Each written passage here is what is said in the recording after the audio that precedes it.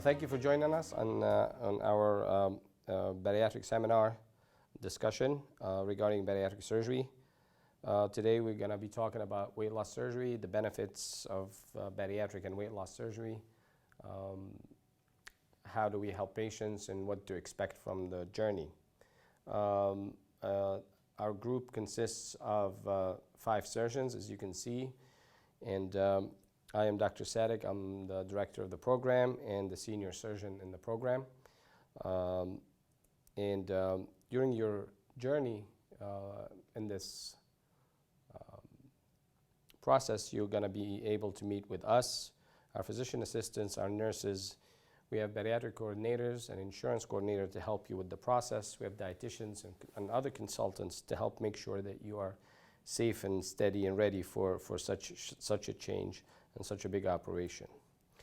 Like I said, my name is Dr. Sadek, and I'm the director of the program at the hospital here. I'm also director of the adolescent program, and I have a clinical position at Rutgers as an assistant professor of surgery, and also in the pharmacy school at Rutgers. I am fellowship trained and board certified twice, and also fellowship trained in trauma and critical care medicine, which adds, depth to our program because it means that we can take care of the sicker and more difficult cases from a surgical and from a medical standpoint. Dr. Donaire is the most senior surgeon. He's also a board certified and fellowship trained, and he is been with us for about 5 years now, and he has also performed over 1,000 procedures successfully with a very low rate of complications. Next is Dr. Melman, who is also our hernia director, board certified and fellowship trained as well.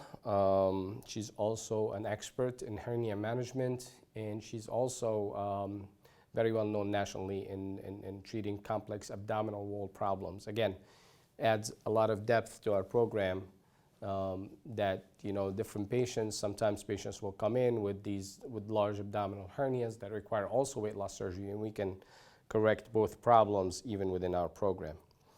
Dr. Antoine is also board certified and fellowship trained, and one of our junior surgeons, and he's been with us again for quite some time, and has performed a lot of these procedures successfully. Dr. Kudav is our latest addition.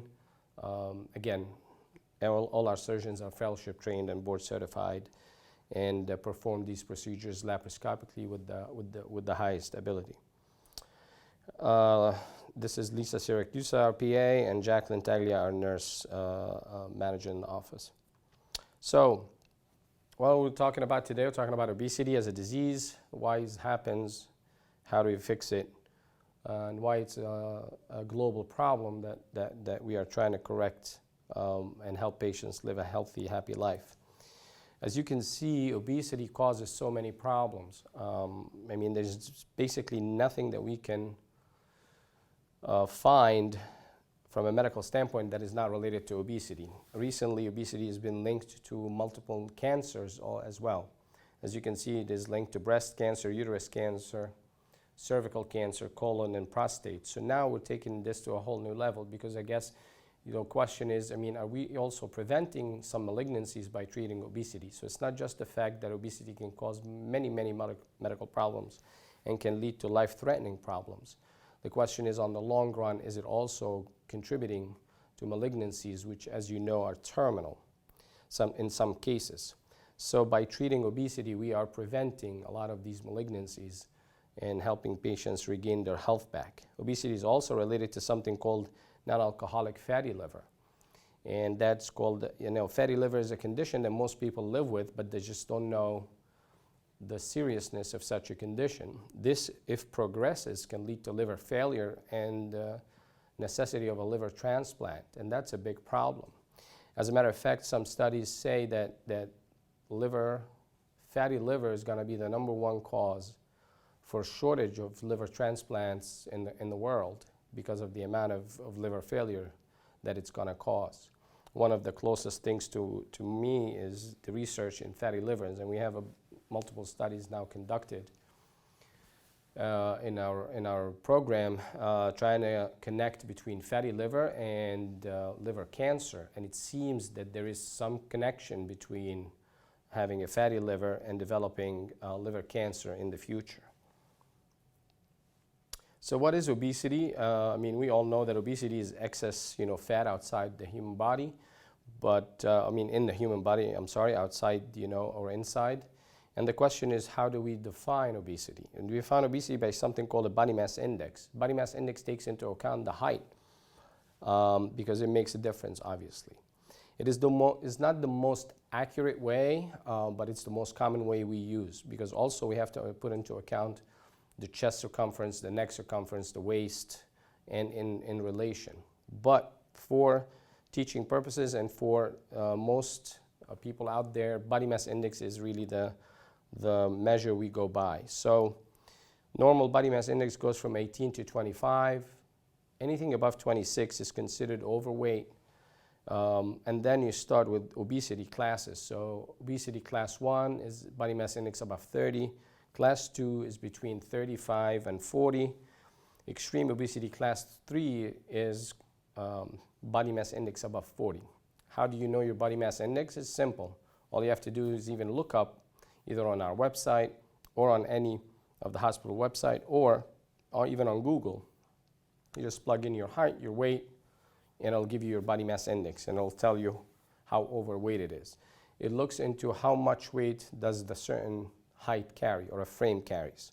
And when that percentage increases and becomes 35 and above, it is significant and it's severe enough that it requires an intervention, and most of the time a surgical intervention is really the best answer for that.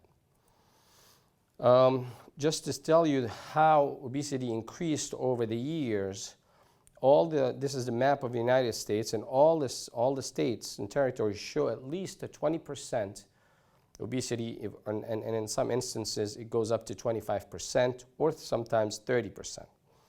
So what that means, it tells you that the problem has increased over the last 10-15 years, and it's growing exponentially. 35% or more of adults have obesity, significant obesity that can lead to significant problems. 65% of the population is overweight. The alarming data is that also medical problems are starting to arise at a very, very early age. Now we see people in their 20s that are developing high blood pressure, diabetes, and sleep apnea. These are not benign diseases, especially if you develop them at an early age and you have about another 30 or 40 years to live with that. So just looking at the problem and looking at how it's increasing over the time shows that we're still are not treating it adequately. We're not treating as many people as we should be treating. And a lot of people should come out and actually seek help, either surgical or none. 70% of adults are overweight or obese. Like I said, 17% of children are obese. That's an alarming number. And if you talk to pediatricians, they'll tell you now that they see medical problems that they weren't used to in children. High blood pressure and diabetes is developing in teenagers now, which is, again, a very, very alarming situation. 6.3% of adults are extreme obese. They're above 40%. That's talking about nationally and internationally. And of course, it's a very costly disease. And the annual death is 112,000 patients a year or more die from obesity. Just think about this, because, that's a large number, because it's a steady number. And even if you look at some things like pandemics or acute diseases, even though they have a very high rate of death, it happens at a short period of time and then it stops. But obesity is a persistent and a consistent problem that leads to this number of deaths annually from obesity or related conditions. So why does BMI matter so much? Well, BMI matters because it tells you how high the risk is to develop problems. So if you look at BMIs, and if you look at the graph, and you'll see the BMI, as it increases, the mortality rate, the death rate increases. And there are studies showing that patients with a body mass index of 40 and above have 10 years less to live than their counterpart of patients who are not morbid obese. And that's a large number, and that's a significant reduction in life expectancy. Of course, obesity, like we said, is a very costly disease. You can see that it increases everything from labs and outpatients and medications and visits to pharmacies and so on. Obesity also causes a lot of restriction on the social aspects of life. That's something that so many times is being ignored and not focused on as much. But simple things in life, walking around, even going from the car to the office and back, up and down the stairs, walking to the beach and coming back is a problem. Joint problems are very common in overweight patients. Every 10 pounds of weight gain leads to almost 40 psi increase on the knee joints.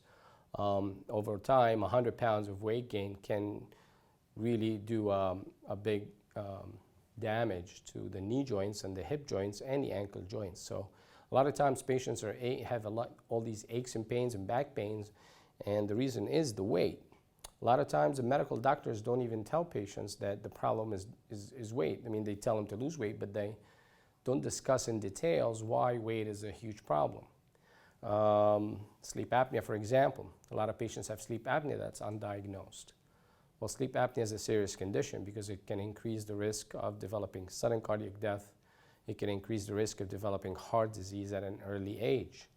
Recent studies show that obesity is the #2 cause for atrial fibrillation, for example, which is an arrhythmia that happens to the heart.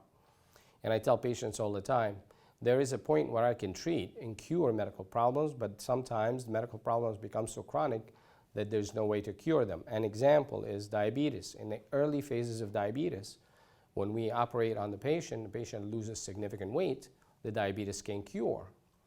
But if we wait till the patient develops insulin-dependent diabetes, and as you may know, type 2 diabetes starts with medications and then moves to insulin because at some point in time, the pancreatic cells have completely been used, that even the insulin secreted normally by the pancreas is not enough to control the sugar. So the patient will start to convert into insulin, or the medical doctor or the endocrinologist will say, well, you know, we can't control your diabetes anymore by medication. We have to convert you to insulin. And once we get to that, that means that the pancreatic cells have been used so much that there's not enough pancreatic cells left. That condition may be hard to cure. Anything before that, I may be able to cure with an operation, meaning if the patient's on medication by mouth and still secreting enough insulin. That's just one example. Another example is heart failure. If patient having sleep apnea but not being corrected appropriately, and over time they develop right side of the heart failure, well, that's hard to correct. That may never correct. So we can cure things before they increase or get worse, and get the patient to a healthy lifestyle. That's why it's very important to be very prompt in treating this. There's another paper recently showing that even every day spent at a BMI of 40 and above, there's cardiac damage in the background that's happening that we don't see, patients don't feel, medical doctors can diagnose, but it's actually happening. And over time, it leads to a bigger problem. So just because the weight hasn't increased, it doesn't mean that there's no damage going in the background from the weight itself. There's no wear and tear on the system from the weight itself. And again, it needs to be corrected in a timely manner. Who's a candidate for bariatric surgery? And that's a good question. So patients with a BMI of 35 and above with comorbidities, and comorbidities can be high blood pressure, diabetes, obstructive sleep apnea, fatty liver disease, depression, joint pains, back pains, etc., are candidates. Anybody with a body mass index of 40 and above is an automatic candidate, even if they don't have a medical problem, because the data shows that if the body mass index is 40 and above, the patient has a very high chance of developing one of these life-threatening medical problems. So we like to treat these patients earlier. Patient has to be healthy enough, of course, to undergo a major operation. We have to show that most patients have tried several weight loss measures and have not been able to lose weight. It's not about losing weight, it's about maintenance of weight. So a lot of times I get patients coming to the office that have been on one of these weight loss programs, whether it's Jenny Craig, whether it's Weight Watchers, whether it's any of these. And they tell me that I've lost 50 pounds, doctor, or 60 pounds, but I've never been able to keep them off. And it's about maintenance. So when we say surgery is successful, we're talking about initial weight loss and maintenance of weight loss. How many years does the data show that we can maintain this weight loss for? And most of these operations allow you to maintain your weight for about 5 years or more, because that's what we have from data. Past 5 years, the follow-ups are not as much and the studies are not as strong. But on average, a patient will maintain their weight for 5 to 10 years, and then they don't follow up anymore, so we don't have much data. But in general, it's the best way to lose weight and keep it off. Now, if you believe in what we call the metabolic set point, where the weight has been set so long because of the yo-yo dieting that no matter what happens, the patients will bounce back to their set goal, meaning somebody who's weighing 250 pounds, who have lost 50 and gained 40 and kept doing that for quite some time, the metabolic set point is set at 250 pounds. A patient is going to find it very, very difficult to lose that weight, even by diet and exercise and doing the things that used to help lose weight before. To reset the metabolic set point, we have to lose weight, a significant amount, but keep it off for a long period of time. And this period of time, nobody really knows, but average is 6-9 months or so. That way, we can reset the metabolic set point to a lower weight. This you can't achieve unless you have something like this operation, especially if you have 100 pounds or more to lose. Sometimes 50 pounds even become very difficult to lose just because of the frame and the height. So there's so much that goes into weight loss, and there's so much science that goes into weight loss and metabolism. And we have to approach this as a multi-organ system disease, not just a weight loss per se. We have to find out the patient's absence of drug, no psychological conditions, but depression is not considered one of them because depression is common. And of course, we have to understand the lifestyle changes which we go through and help you and educate the patient to get to that. The first operation that we're going to talk about to treat obesity is called a laparoscopic sleeve gastrectomy. This is the most commonly done operation in the US. It's a restrictive operation. It means it just restricts the amount of food that you eat. Not just restriction the amount of food a person eats is huge in weight loss. It's actually what everyone wants to feel like. They want to feel full quickly. They want to eat small meals. They want to eat healthy and not look for food or hunger or craves or things like that. And that's what this operation does. It's also a metabolic operation to a certain extent because there's a hormone that is secreted from the stomach, and it's called the hunger hormone. It's called ghrelin hormone. And by doing this operation, we cut the hunger hormone significantly. The patients are not hungry all the time. And at the same time, also the volume of the stomach is significantly reduced.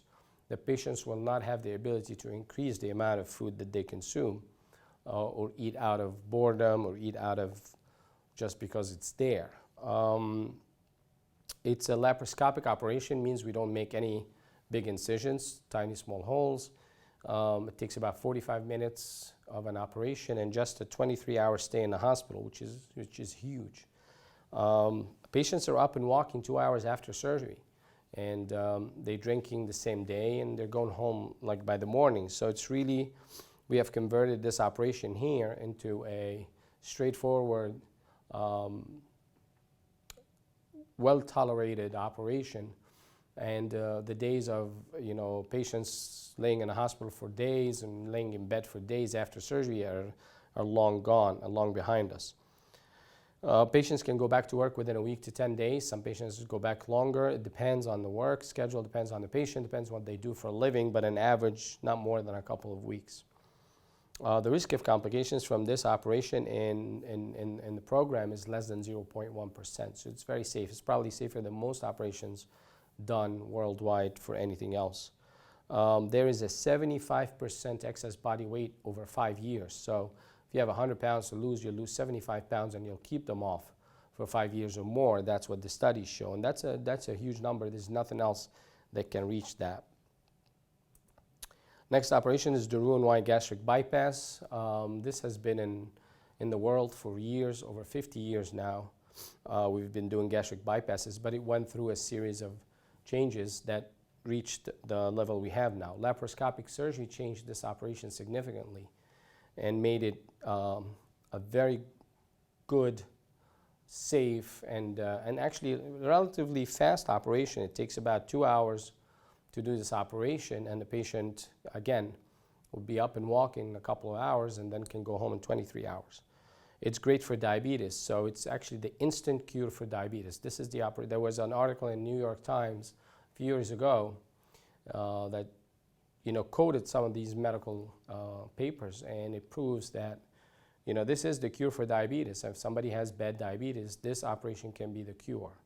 Cure meaning patient can stop taking the medications right after the operation. Just because the way it's constructed and the way we bypass certain parts of the small intestine, we're able to metabolically cure diabetes that is a metabolic disease. Again, it's done laparoscopic without open like it used to be. The risk of complications in our program, again, is less than 0.1%. The long-term problems are not significant at all. If patient follows up the way they're supposed to and take their vitamins the way they're supposed to and follow up with us, then really there shouldn't be any issues in the future. And that's one of the things that worry patients sometimes.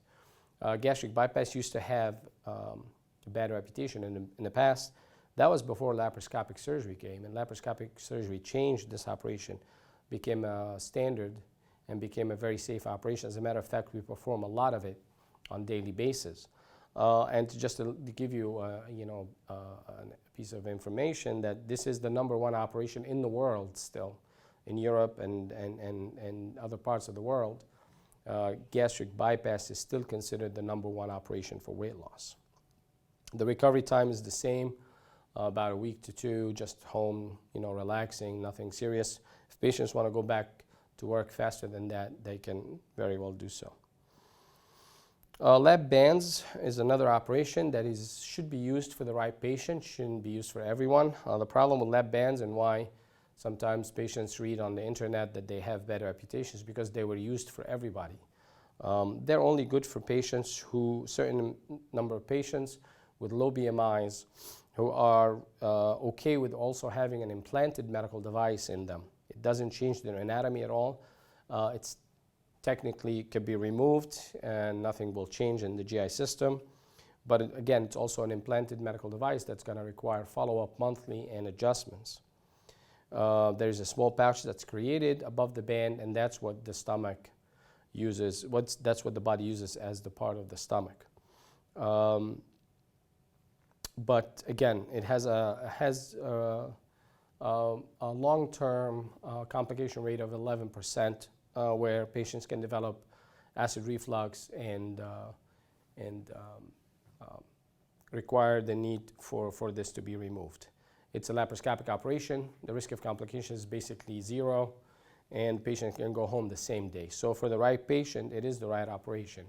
And that's why a consultation with an experienced physician who knows what operation is best can be very beneficial to the patient and can help make the right decision. The risk of bariatric surgery in general are, in general, this is the risk. But again, the risk of abdominal surgery in general is hernias or leaks or bleeding, dehydrations. But I can tell you that in my program, the risk of complications is less than 0.1%, and the most common problem that occurs is just dehydration. Sometimes patients are just unable to eat or drink quickly, unable to drink enough fluid in the first couple of days, and they can feel some nausea. But that's just the most common, and that's what we see the most. With the new system in place that we have, called the ERAS program, which is the Enhanced Recovery After Surgery program, all these complications have been cut to almost 0, and we're able to get patients out of the hospital without any problems. Resolving obesity can improve all health conditions. As you can see, something like obstructive sleep apnea can resolve in 76% of patients. Type 2 diabetes can improve by 70% of the time. High blood pressure, fatty liver, all that. So as you can see, that losing the weight in a healthy way, metabolically or surgically, as we do, can lead to resolution of all these problems, which are life-threatening. And that's why we say that bariatric surgery helps patients increase their life expectancy. It's a life-changing operation. Talk a little bit about non-surgical weight loss procedures is the gastric balloons. These are good for patients who just need help losing weight, get back on track, get back on their system of diet and exercise. Gastric balloons are not indicated for patients who have had prior bariatric surgery. They cannot have this as a revision procedure. It has to be for somebody who's never had stomach surgery before. It can help patients lose about 20 to 50 pounds, but the average is about 15 to 20 pound loss at 5 years. It's placed endoscopically, so it's basically non-surgical, and it can be removed in 6 months under, again, endoscopy. It can cause some nausea and vomiting in the first 3 to 4 days, but then once that's done, patient tolerate and start. It basically fills the stomach, makes the patient feel like they're full most of the time, and that's why they eat less food. And really the risk of complications from something like this is almost, again, zero. It's just the nausea and the vomiting is the problem. Endoscopic sleeve gastroplasty is another new procedure that's out there. It's been there for about 4 or 5 years now. Again, I was one of the first surgeons to perform this, and I've performed more than anyone in the area. And I can tell you that it is a good procedure for the right patient again. It is done endoscopically, and it's trying to mimic what we do laparoscopic, meaning that when we do a gastric sleeve operation and remove portion of the stomach, in the endoscopic procedure, we actually suture that part and try to plicate it inside so it's not secreting the hormone anymore. The entire procedure is done endoscopically. It takes about an hour under general anesthesia, and it's a same-day procedure. Again, it's a good procedure for the right patient, and that's the most important thing, which we go back to the same thing I said before. It's very important to discuss all these procedures with the surgeon and try to figure out what is the best operation that can fit the patient's needs and achieve the results that we are looking for. Our program is is the most decorated program in the state. We have excellent seals from the Metabolic and Bariatric Surgery, American Society of Metabolic and Bariatric Surgery, the Joint Commission for Disease-Specific Evaluations and Survey. These all designations are only present in our program. You will not find a better program with these certifications anywhere else. We also just want to touch base on what we call the ERAS, which is the Enhanced Recovery After Surgery Protocols. What we do is really how do we operate on a patient, get them out of the hospital in a timely manner and back to life in a very efficient and quick way with less complications, less problems, and less symptoms. And that starts from before the surgery and takes the patient all the way through the first week of surgery. By our program, how do we help patients lose weight before surgery? How do we rehab the patient before surgery? What we do inside the OR, the medications we give, and post-operative part as well. How we converted this operation to almost a no-narcotic operation, meaning that patients are barely using any narcotics. And as we know from the narcotic epidemic out there, that it's better not to use narcotics if we don't have to.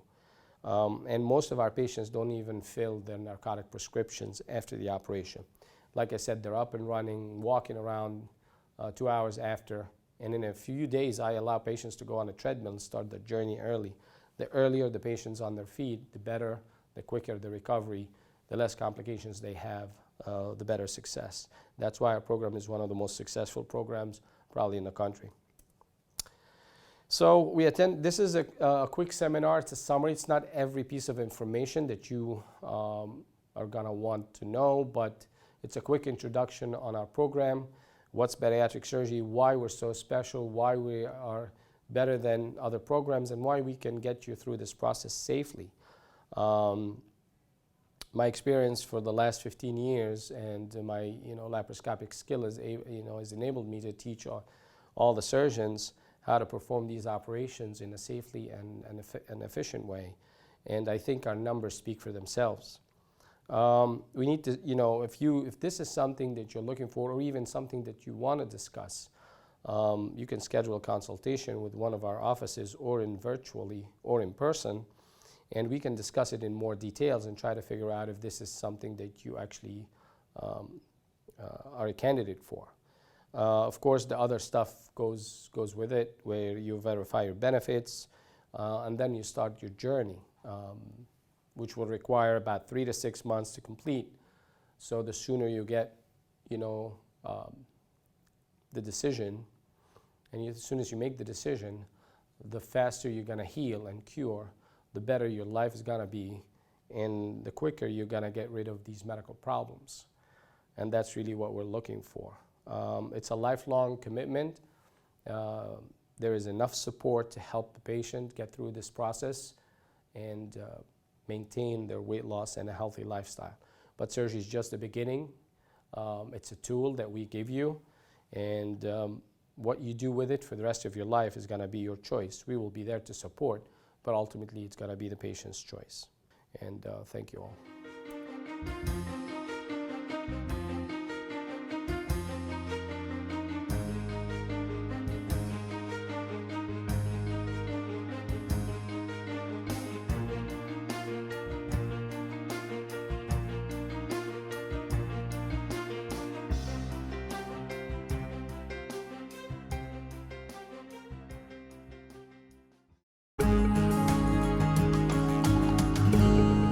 RWJBarnabas Health. Let's be healthy together.